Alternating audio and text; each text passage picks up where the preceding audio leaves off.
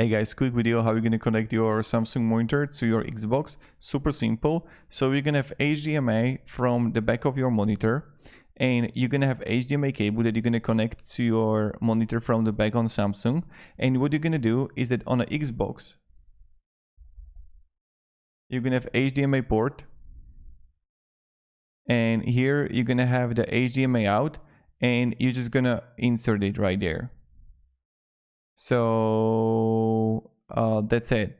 Now, maybe if you have only VGA, let's say that you have VGA cable, you don't have the HDMI cable. Then what you need to do, you need to have adapter. So you're gonna have a VGA cable, and you're gonna have VGA HDMI adapter. And how it works is that you're gonna insert the VGA to the monitor, then to this adapter, and then to your Xbox.